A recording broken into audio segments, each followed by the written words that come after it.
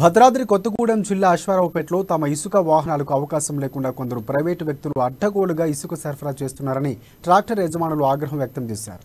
తామంతా ప్రభుత్వం ప్రవేశపెట్టిన మన ఇసుక మన వాహనం పథకం ద్వారా తమ ట్రాక్టర్లను రిజిస్ట్రేషన్ చేసుకుని అధికారికంగా ఇసుక తరలిస్తున్నామని, కానీ కొందరు అక్రమార్కులు ఇష్టారాజ్యంగా అడ్డదారులు ఇసుక సరఫరా చేస్తూ పట్టణంలో ఇసుక దందాకు తెరలేపారంటూ ఆగ్రహం వ్యక్తం చేశారు.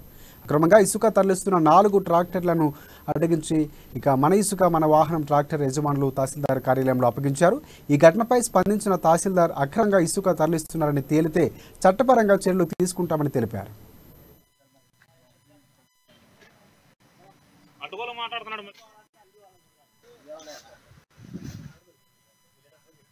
వాటిని కూడా ఆఫ్ చేస్తే కొంచెం ఆన్లైన్ నడిచింది. మేమందరం కొంచెం మాకు పనులు ఉంటాయి అని మేము లిఖితపూర్వకంగా రాయలేదు, ఏమీ లేదు, ఏదో మాటపూర్వకంగా పర్మిషన్ ఇచ్చామని మామూలుగా తోలేసుకుంటున్నారు. ఇప్పుడు దొంగతనంగా తోలుకుంటుంటే మేము అనంతరం వాగులోది దొంగతనంగా బదిలింపు చేయడం జరుగుతుంది. దాని గురించి ఆపి మేము ఎంఆర్ఓ గారు కోపంలు ఇచ్చారని వాళ్ళ దగ్గరికి వెళ్ళి మేము అడిగితే మాకు ఎంఆర్ఓ కోపం ఇచ్చింది, ఎక్కడ పడితే అక్కడ దోలుకోమన్నారని చెప్తున్నారు. వాటిని కూడా ఆఫ్ చేస్తే కొంచెం ఆన్లైన్ నడిచింది. మేమందరం కొంచెం మాకు పనులు ఉంటాయి అని మేము లిఖితపూర్వకంగా రాయలేదు, ఏమీ లేదు, ఏదో మాటపూర్వకంగా పర్మిషన్ ఇచ్చామని మామూలుగా తోలేసుకుంటున్నారు. ఇప్పుడు దొంగతనంగా తోలుకుంటుంటే మేము అనంతరం వాగులోది దొంగతనంగా బదిలింపు చేయడం జరుగుతుంది. దాని గురించి ఆపి మేము ఎంఆర్ఓ గారు కోపంలు ఇచ్చారని వాళ్ళ దగ్గరికి వెళ్ళి మేము అడిగితే మాకు ఎంఆర్ఓ కోపం ఇచ్చింది, ఎక్కడ పడితే అక్కడ దోలుకోమన్నారని చెప్తున్నారు. వాటిని కూడా ఆఫ్ చేస్తే కొంచెం ఆన్లైన్ నడిచింది. మేమందరం కొంచెం మాకు పనులు ఉంటాయి అని మేము